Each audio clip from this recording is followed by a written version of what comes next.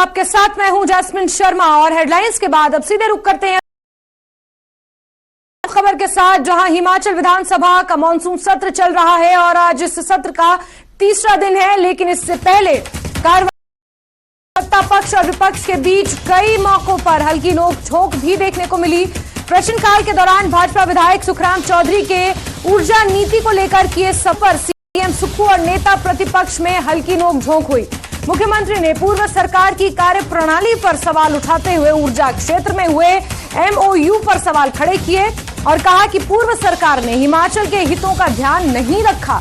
इस पर नेता प्रतिपक्ष ने भी कड़ी प्रतिक्रिया व्यक्त की। वहीं चर्चा के दौरान विधायक रणधीर शर्मा ने कांग्रेस सरकार पर भी गंभीर आरोप लगाए। रणधीर शर्मा ने कहा कि विधायक रणधीर शर्मा विधानसभा अध्यक्ष की व्यवस्था पर सवाल उन्होंने उठाए। रणधीर शर्मा ने आपदा के समय सरकार की गंभीरता पर भी सवाल उठाए।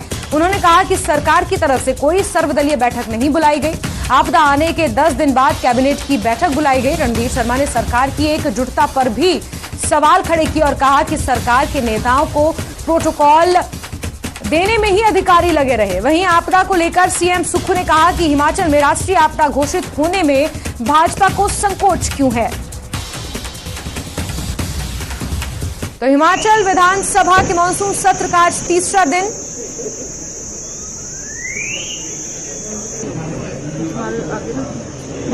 मैं माननीय सदस्य ने एक बात रखी है कि देश के प्रधानमंत्री जी से हमारी कोई चर्चा हुई और उन्होंने शेयर के माध्यम से बड़ा अच्छा पॉइंट रखा है। इन विचारों की तो चर्चा होती नहीं है। ये तो हमारे राष्ट्रीय आपदा के प्रस्ताव से ही किसी के मुंह से शब्द ना निकल जाए उससे घबरा रहे हैं कि राष्ट्रीय आपदा भी नहीं निकाल रहे हैं। मैं जितनी भी चर्चा सुन रहा हूं उसमें ये नहीं कह रहे कि राष्ट्रीय आपदा घोषित करना नहीं करना। हम चाहते हैं कि प्रदेश हित में आप इस जो हमारा प्रस्ताव लाया है इसको अगर आप राष्ट्रीय आपदा घोषित करने में आपको संकोच क्यों हो रहा है, क्या हिचकिचाहट है। अगर आप इसको करते हैं तो ये नहीं है कि हमारे संकल्प से वहां राष्ट्रीय आपदा घोषित हो जाएगी। हम उसको परस्यू करेंगे, उसको हम बात को मनाएंगे और उसमें कोशिश करेंगे। अब मैं चाहूंगा कि आप एक देश के प्रधानमंत्री को ये चिट्ठी भी जरूर लिखिए कि जहां हम घर के लिए 1,30,000 देते हैं उसको 10 लाख रुपया मिलना चाहिए, कच्चे घर को 4,000 की जगह हमारे को इतना लेना चाहिए। और चलिए सीधे रुक करते हैं, हमारे सहयोगी रणबीर का इसी खबर पर ज्यादा जानकारियों के साथ जुड़ गए हैं। रणबीर, आज सदन की कार्यवाही का तीसरा दिन है, लेकिन अगर दूसरे दिन की कार्यवाही की बात की जाए तो यहां पर रार एक बार फिर सत्ता पक्ष और विपक्ष को के बीच देखने को मिली। लेकिन अच्छी बात यह रही कि मुद्दों पर कम से कम चर्चा हुई, वॉकआउट नहीं हुआ और चाहे नोकझोंक के जरिए ही लेकिन मुद्दों को सदन में उठाया गया, जिसकी उम्मीद की जा रही है। रणबीर जी हाँ, कल भी ये देखने को मिला कि चर्चा जो है काफी देर हुई है। हालांकि जो हंगामे की बात है वो हंगामा जो है बीच बीच में चलता रहा, नोक-झोंक भी जो है काफी होती रही और एक वक्त पर जो है नारेबाजी सदन के भीतर हुई है और नारेबाजी दोनों पक्ष की तरफ से हुई है, सत्ता पक्ष और विपक्ष की तरफ से। हालांकि जितनी देर ये नारेबाजी चली उस बीच जो नोकझोंक हुई, जो एक दूसरे पर छींटाकशी की गई, टिप्पणियां की गई, उसको सदन के कार्रवाई से हटा दिया गया, रिकॉर्ड से उसे हटा दिया गया। लेकिन यहाँ पर जब एक दूसरे के दल पर, एक दूसरे की सरकारों पर जब सवाल उठाए जाते हैं या पुरानी बातों का जब जिक्र किया जाता है तो उस वक्त ये बार पलटवार का दौर देखने को मिलता है और दोनों पक्षों में तल्खी देखी जाती है। लेकिन आपने बिल्कुल सही कहा कि अच्छी बात ये रही कि देर शाम तक जो है चर्चा चली है, सदन की कार्रवाई भी आगे बढ़ानी पड़ी। सदस्य जो है काफी बोलने वाले हैं। जो आपदा पर जो संकल्प लाया गया है इसमें जिस तरह से विधायक अपनी अपनी बात कह रहे हैं उससे जाहिर सी बात है कि कुछ और परिदृश्य भी सामने आ रहे हैं, कुछ नई तस्वीर भी सरकार के सामने आ रही है और कहां किस किस रूप में किस किस जगह पर कमी है, कैसे जो है पटरी पर इस व्यवस्था को लाया जा सकता है, इसको लेकर महत्वपूर्ण सुझाव भी आ रहे हैं। और जाहिर सी बात है कि संवाद जब होता है, चर्चा जब होती है, उसके परिणाम जो है बेहतर मिलते हैं। राज्य सरकार के पास भी अच्छे खासे सुझाव देखने को मिल रहे हैं और सहयोग की अपेक्षा यहाँ पर की जा रही है। आज की अगर हम बात करें तो सुबह 11 बजे सदन की कार्रवाई शुरू होगी, प्रश्नकाल होगा। प्रश्नकाल एक महत्वपूर्ण मौका रहता है विपक्ष के पास भी और सत्ता पक्ष के पास भी जवाब देने का और जवाब लेने का। और उस दौरान भी हमने देखा पिछले कल भी जो है जब किसी सवाल पर कोई सप्लीमेंट्री सवाल पूछा जाता है तो उस पर भी तीखी नोकझोंक यहाँ पर देखने को मिली है। देखना होगा कि आज प्रश्नकाल कैसा रहेगा। आज जो संकल्प लाया गया है इस राष्ट्रीय आपदा घोषित करने के लिए मुख्यमंत्री की तरफ से, आज इस पर चर्चा का अंतिम दिन है। जैसी जानकारी दी गई है इस पर सभी सदस्य जो है अपनी अपनी बात रखेंगे और अंत में मुख्यमंत्री इस चर्चा का जवाब देंगे और उसके बाद इस चर्चा पर वोटिंग होगी। और जाहिर सी बात है कि सत्ता पक्ष के पास बहुमत है तो ये जो प्रस्ताव है ये ध्वनि मत से यहाँ पर पारित होगा। ये आज जो है मोटा मोटा ये देखने को मिल रहा है। कुछ और विषय आज आते हैं विधानसभा सदन के भीतर या नहीं, ये देखने वाली बात होगी। जासमिन बिल्कुल रणबीर, एक बड़ा महत्वपूर्ण मुद्दा भी यहाँ पर है कि संसद के विशेष सत्र में महिला आरक्षण बिल को लेकर भी कल वो बिल पेश किया गया और आज ये माना जा रहा है कि ये बिल पारित किया जा सकता है। क्या इस मुद्दे पर भी विधानसभा में चर्चा हुई? क्योंकि हिमाचल विधानसभा की अगर बात करें तो पच्छाद से सिर्फ एक भाजपा की यहाँ पर विधायक है रीना कश्यप, और ऐसे में जब उनसे कल बातचीत हुई तो उन्होंने कहा कि जाहिर सी बात है इस मुद्दे पर भी चर्चा होगी। तो क्या आज इस मुद्दे पर भी हम चर्चा देखेंगे, क्योंकि ये मुद्दा पूरे देश में चर्चाओं का विषय बना हुआ है? जी देखिए, कल इस पर मुख्यमंत्री ने अपना वक्तव्य दिया है सदन के भीतर। मुख्यमंत्री ने अपनी बात कही है और पूर्व की कांग्रेस सरकार को, यूपीए सरकार को श्रेय उन्होंने दिया है। और बहुत सारे जो सुखू सरकार में मंत्री हैं वो ये कह रहे हैं कि कांग्रेस की जो कार्यों को, कांग्रेस की नीतियों को, कांग्रेस के विचार से ये बिल निकला है तो उसी को आगे बढ़ाया जा रहा है। जबकि एक इससे हटकर जो श्रेय जो विपक्षी दल है यहाँ हिमाचल में, वो केंद्र में भाजपा सरकार को इसका श्रेय दे रहे हैं। और यहाँ पर ये देखना काफी महत्वपूर्ण होगा जासमीन, जिस तरह से इस बिल को लागू करने की बात कही जा रही है, क्योंकि 2024 में तो ये लागू होगा नहीं, उस पर किस तरह की प्रतिक्रिया रहेगी कि क्या इसे एक तरह का जुमला माना जाए। तो अगर ये बिल लागू नहीं होना था तो उसको पास करने की क्या जरूरत है, ये बात जो है कल यहाँ पर सीपीएस संजय अवस्थी ने कई कुछ और सदस्य भी कांग्रेस के ये कह रहे हैं कि ये एक जो है चुनावों को देखकर ये फैसला लिया गया है। और बड़ा मसला इसमें ये भी है जो ओबीसी समाज की जो महिलाएं हैं, जो अल्पसंख्यक वर्ग से जो महिलाएं आती हैं, उनके आरक्षण की कोई बात इसमें नहीं की गई है। खैर ये देखना होगा कि विस्तृत रूप से जब ये बिल जब सामने आएगा उसमें क्या कुछ होगा। लेकिन हाँ, यहाँ पर कांग्रेस के पास मौका जरूर है कि वो इस पर सत्ता पक्ष को घेर सकता है। और जो केंद्र सरकार की दलील है वो भी सही है कि जनगणना हुई नहीं है, 2026 में जब गणना होगी, जब नया रोस्टर जारी होगा तभी ये लागू होगा। तो खैर देखना होगा कि इसमें क्या कुछ प्रतिक्रियाएं जो निकल कर आ रही है। लेकिन हाँ, महिलाओं के बीच जो है बेहद खुशी यहाँ पर देखी जा रही है, क्योंकि लंबे समय से इंतजार इस बात का किया जा रहा था कि जो 33% आरक्षण है वो महिलाओं को विधानसभाओं में और देश के संसद में मिलेगा या नहीं। खैर देखना होगा कि इस पर क्या कुछ आज और निकल कर आता है। लेकिन हाँ, बहुत महत्वपूर्ण चर्चा इस मानसून सत्र में जो है आपदा को लेकर हो रही है। तो कुछ और लगता है कि कुछ आज बेहतर कुछ निकलने की उम्मीद है और इस पर इसके की कुछ ज्यादा जो है हमें सदन के भीतर गहमा गहमी देखने को मिले। जासमीन ठीक है रणबीर, और जिस तरीके से आप कह रहे हैं कि आपदा को लेकर चर्चा ज्यादा होने की संभावना है, नजर आप बना के रखें रणबीर। तमाम जानकारियों के लिए आपका शुक्रिया। वहीं महिला आरक्षण का सीएम सुक्खू समेत कई मंत्रियों ने स्वागत किया। सीपीएस संजय अवस्थी बोले कि कांग्रेस के कार्यों को आगे ले जा रही है केंद्र सरकार। देखना होगा कि कब तक ये महिला आरक्षण बिल लागू होता है। कैबिनेट मंत्री विक्रमादित्य सिंह ने भी महिला आरक्षण बिल का स्वागत किया। इसके अलावा कैबिनेट मंत्री जगत सिंह नेगी बोले कि महिलाओं के अधिकारों के लिए इसी विधानसभा में जब ये कौंसिल चैम्बर होता था उस वक्त मोतीलाल नेहरू ने इसकी शुरुआत की थी और स्वास्थ्य मंत्री कर्नल धनीराम शांडिल ने भी इसको लेकर बधाई दी है। भारतीय जनता पार्टी ने अभी तक वही किया जो कांग्रेस ने जिसकी नींव रखी, जिसकी जो है आधारशिला रखी थी, और उसमें एक नई कड़ी और जुड़ी है। और ये जब तक फलीभूत नहीं हो जाता, तब तक जब तक ये इसकी इम्प्लीमेंटेशन नहीं हो जाती, तब तक मैं समझता हूं कि क्योंकि अभी तो पिछला इतिहास जो रहा है, जो इन्होंने कहा है, आदरणीय नरेंद्र मोदी जी की सरकार द्वारा जो है वो महिला आरक्षण बिल को विधिवत रूप से लोकसभा में इंट्रोड्यूस करवाया जा रहा है, मगर इसकी भूमिका में हमें जाना भी आवश्यक है। जैसा आप जानते हैं कि ये शुरुआत कांग्रेस पार्टी की सरकार द्वारा, जब राजीव गांधी जी देश के प्रधानमंत्री थे, उस समय पंचायती राज में संशोधन लाकर और हमारे संविधान में संशोधन लाकर जितनी भी पंचायती राज संगठन है, संस्थाएं हैं, लोकल बॉडीज हैं, उसमें 50% रिजर्वेशन महिलाओं के लिए लाई गई थी।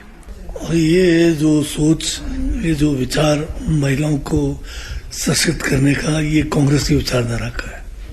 और सबसे पहले जो है महिलाओं को वोट का अधिकार देने का 1925 में मोतीलाल नेहरू इसी जो है काउंसिल जो चैम्बर है जिसमें हमारा विधानसभा है, यहाँ उन्होंने ये मुद्दा उस समय उठाया था। और आज़ादी के बाद जब कॉन्स्टिट्यूशन बना उसमें भी इन्हीं प्रावधानों को लगाया गया। मेरा मानना है कि जिस प्रकार से हमारे संविधान में ये लिखी हुई चीज़ है और हमारे, मैं समझता हूँ सबके ध्यान में भी है कि पुरुष और नारी का एक सा अधिकार है, तो उनको उस अधिकार से वंचित नहीं रखना चाहिए।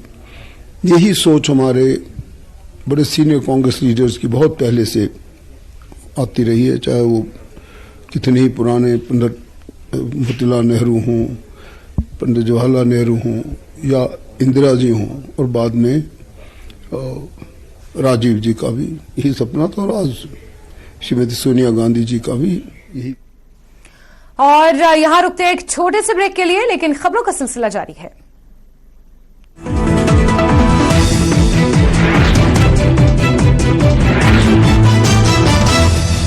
फटाफट लोन चाहिए तो हाईकोर्ट जाने का दिया निर्देश। सीएम हेमंत सोरेन को ईडी के चौथे समन के बाद बंधु तिर्की ने बीजेपी पर साधा निशाना, कहा राज्य सरकार को बदनाम करने के लिए ऐसा किया जा रहा है। सुप्रीम कोर्ट के फैसले पर कृषि मंत्री बादल पत्रलेख का बयान, कहा कोर्ट के दिशा निर्देश का पालन होगा, सीएम हेमंत सोरेन इस पर फैसला लेंगे। सीएम हेमंत सोरेन को बीजेपी नेता श्री पूजन पाठक की सलाह, कहा हाईकोर्ट सुप्रीम कोर्ट भागने की जगह ईडी के सवालों का दे जवाब। उदयनिधि स्टालिन को डीएमके नेता टीआर बालू की नसीहत, कहा उदयनिधि को संभल कर चलना चाहिए, उनकी बातों को तोड़ मरोड़ कर पेश किया जा रहा है। उपेंद्र कुशवाहा का इशारों में नीतीश कुमार को एनडीए में आने का न्योता, कहा महागठबंधन से जल्द बाहर हो नीतीश, जितना दिन रहेंगे वहां उनकी आयु घटेगी।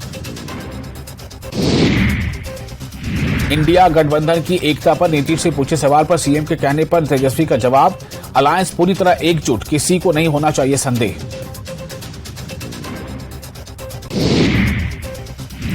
नवादा में साइबर थाना पुलिस ने एक ऐसे शातिर गिरोह का खुलासा किया जो सरकारी योजनाओं का लाभ देने का झांसा देकर भोले भाले लोगों से ठगी करते थे। पुलिस ने गिरोह के 2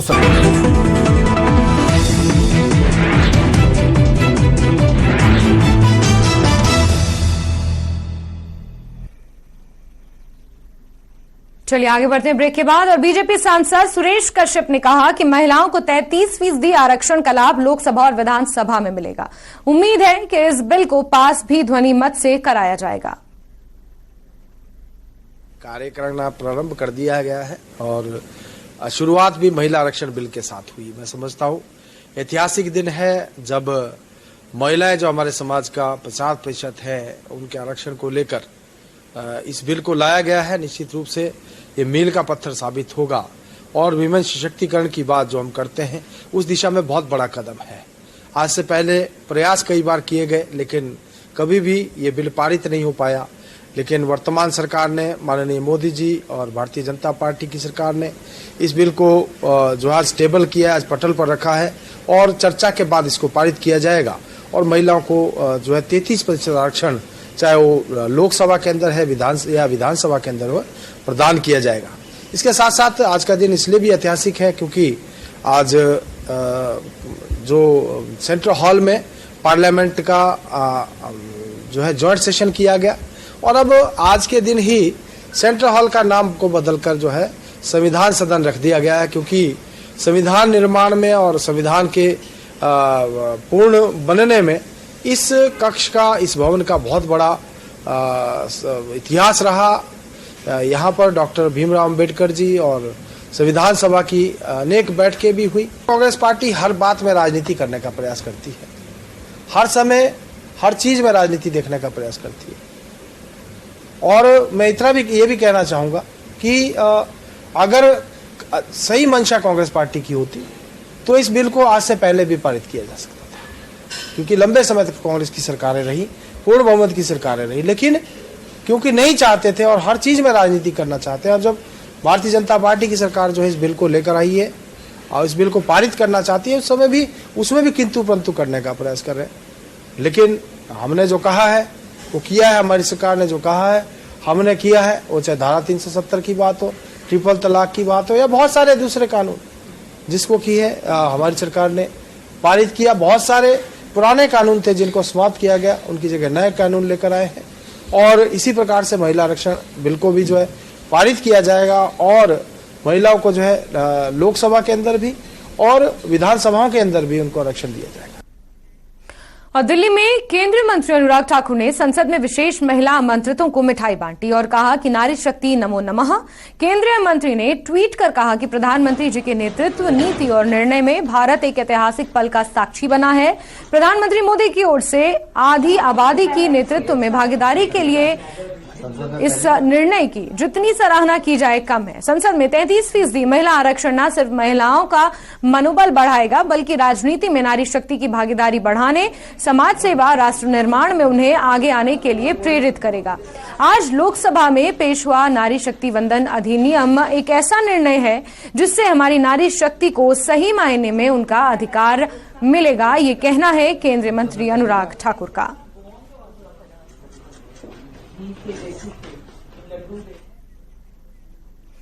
वहीं शिमला में नेता प्रतिपक्ष जयराम ठाकुर ने महिला आरक्षण को ऐतिहासिक कदम बताया। नेता प्रतिपक्ष ने कहा कि इस आरक्षण में महिलाओं को आगे बढ़ने का मौका मिलेगा और पीएम मोदी का आभार भी इसको लेकर उन्होंने व्यक्त किया।